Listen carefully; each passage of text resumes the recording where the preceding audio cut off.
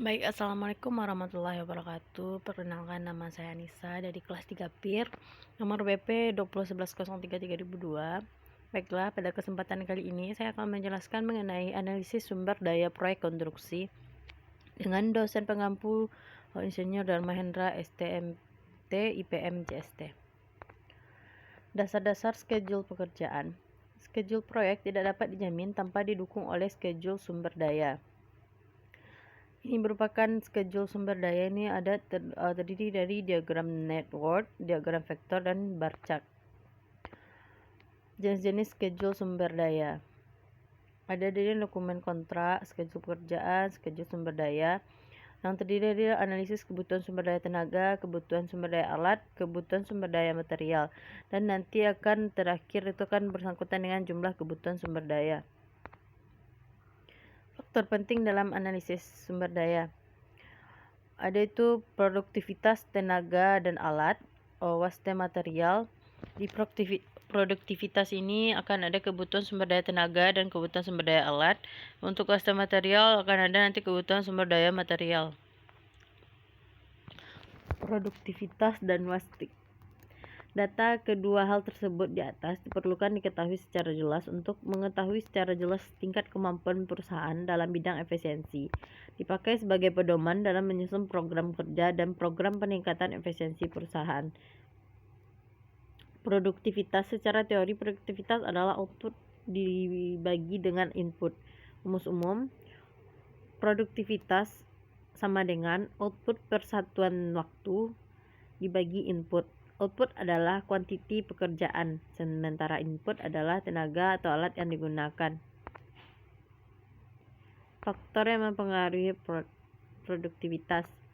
Produktivitas tidak dapat distandarkan atau dipastikan karena ada beberapa hal yang mempengaruhinya. Faktor-faktor yang mempengaruhi produktivitas antara lain ada itu kondisi pekerjaan dan lingkungan, seperti dari sumber daya, keterampilan tenaga, dan kapasitas alat, motivasi tenaga kerja, operator, cara kerja, konstruksi metode, dan manajemen SDM atau SDA. Waste material. Pengerjaan waste adalah kelebihan kuantiti material yang digunakan atau didatangkan yang tidak menambah nilai suatu pekerjaan. Waste hampir selalu ada, apapun penyebabnya. Oleh karena itu harus ada program menurunkannya.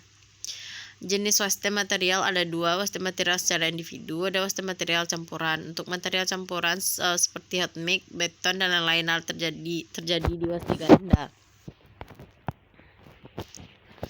Penyebab waste material dapat bermacam-macam. Produksi yang berlebihan atau dimensi terlalu besar, transportasi baik di dalam kolokasi maupun di luar, cara penyimpanan atau di gudang atau di luar gudang, over quality, persediaan yang berlebihan atau overstock, penggantian atau perbaikan pekerjaan karena cacat atau tidak memenuhi persyaratan, kehilangan baik yang belum dipasang maupun yang sudah dipasang. Analisis sumber daya. Kuantiti pekerjaan sesuai gambar, yaitu waktu yang ditetapkan, nanti akan bertemu dengan produktivitas yang diperlukan, produktivitas yang ada, atau kebutuhan jadwal sumber daya.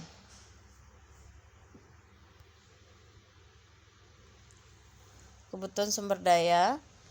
Produktivitas tenaga kerja secara individu Q1, di mana Q1 adalah kuantiti pekerjaan yang dapat diselesaikan per satuan waktu oleh suatu tenaga. Produktivitas tenaga kerja secara kelompok Q2, di mana Q2 adalah kuantiti pekerjaan yang dapat diselesaikan per satuan waktu oleh satu kelompok tenaga. Faktor jumlah kebutuhan tenaga diperoleh dari produktivitas yang diperlukan dibagi dengan produktivitas yang ada, kemampuan yang ada. Standar kualitas produktivitas tenaga kerja diukur dengan kuantiti pekerjaan yang dapat diselesaikan dengan memenuhi persyaratan mutu. Untuk persyaratan mutu, tenaga kerja tidak dapat diberikan sebegitu saja. Khusus untuk pekerjaan finishing yang memerlukan persyaratan mutu harus dapat ditunjukkan secara jelas, misalnya mock-up. Untuk kualitas yang sifatnya dapat diukur, hasil kerja diuji dengan alat tes lab dan lain-lain. Analisis sumber daya tenaga. Untuk menetapkan produktivitas tenaga kerja diperlukan informasi sebagai berikut: jumlah dan komposisi jenis tenaga kerja yang diperlukan dalam penyelesaian suatu pekerjaan, harga satuan upah borong dari pasar untuk pekerjaan tersebut, harga upah harian menurut pasar untuk tenaga kerja yang bersangkutan. Contoh analisis sumber daya tenaga untuk melaksanakan pekerjaan. Pasangan batu bata diperlukan 1 tukang batu dibantu oleh 2 pekerja kenek. Upah harian menurut pasar tukang 70.000, untuk pekerja 30.000 per hari. Pasar upah borong pasang batu 12.000 per meter atau persegi. Contoh analisis tenaga kerjanya. Ini contoh sumber daya tenaga. Faktor yang mempengaruhinya itu pertama keterampilan kerja. Perlu pedoman berupa referensi, keterangan pengalaman, sertifikat khusus untuk bangunan tinggi. Pekerja harus bebas dari takut ketinggian.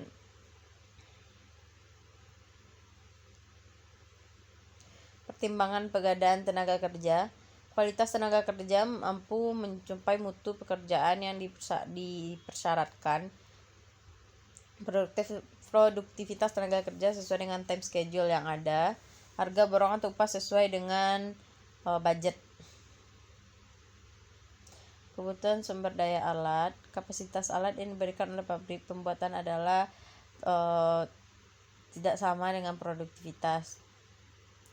Produktivitas real alat dipengaruhi oleh kondisi alat dan kondisi pekerjaan, keterampilan dan motivasi operator, komposisi alat dan cara kerja manajemen.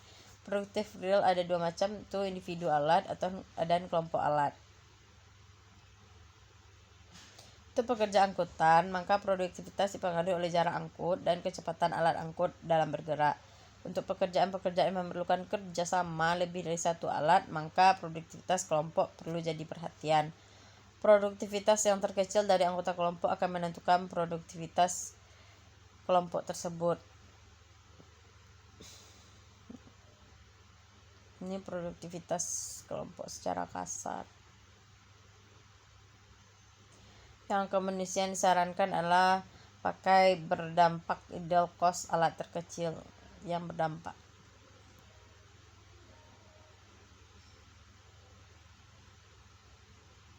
Ini produktivitas kelompok secara detail, boleh dilihat di bagan.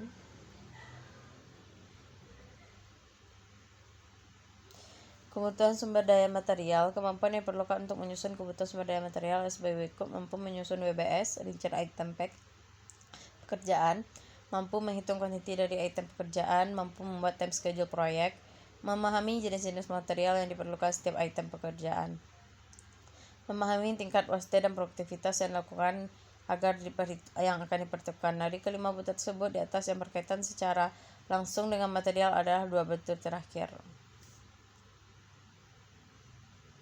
Ditinjau dari kebutuhan sumber daya, jenis pekerjaan dibagi menjadi 3, itu pekerjaan tenaga saja. Ada yang memerlukan tenaga dan material, ada yang hanya memerlukan tenaga dan alat.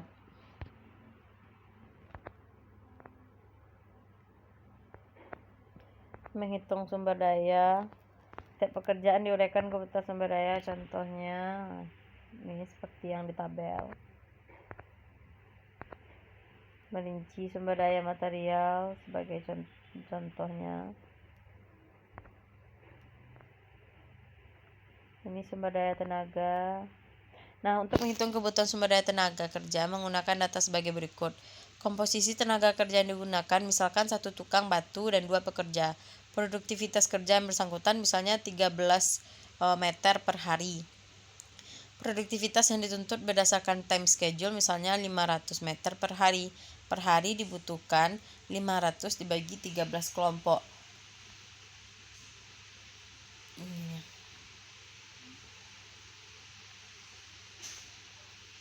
Pengendalian waste material tidak dapat dihindari tetapi perlu dikendalikan. Tingkat waste dapat dikendalikan merupakan kemampuan dari personil atau organisasi. Selayaknya harus ada kegiatan yang pengendalian agar kemampuan yang ada meningkat. Waste material sama dengan risiko. Yang terjadi adalah merupakan sebagian dari risiko. Yang berlaku untuk pengendalian waste ada 4 macam tanggapan risiko, yaitu ditolak, dialihkan, dikendalikan, diterima. Dalam praktek ketiganya dapat terjadi di suatu kegiatan. Jenis-jenis waste material pertama itu raw material berupa bahan baku yang diproses di lokasi proyek. Material campuran berupa bahan campuran dari raw material yang diproses di lokasi maupun di luar lokasi. Material jadi merupakan material pabrikan yang tinggal dipasang di lokasi. Material prefab yaitu komponen bangunan yang dirangkai dicetak dari luar lokasi. Ini upaya menekan waste dan pembelian material, sistem pengukuran yang cermat, mengurangi identitas perpindahan material, meningkatkan sistem keamanan. Resource allocation yaitu suatu sistem yang mengatur jumlah sumber daya pada suatu jaringan kerja proyek sehingga proyek dapat dilaksanakan dengan sumber daya yang tersedia sesuai waktu yang ditetapkan. Resource allocation sangat penting dilakukan terutama bila jumlah sumber daya sangat terbatas.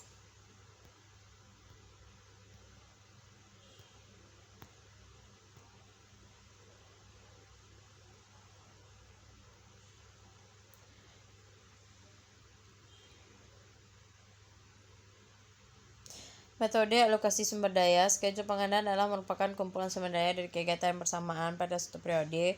Bila jumlah sumber daya pada suatu periode melebihi jumlah sumber daya alam yang ada, maka perlu didatakan dengan cara menggeser kegiatan yang ada.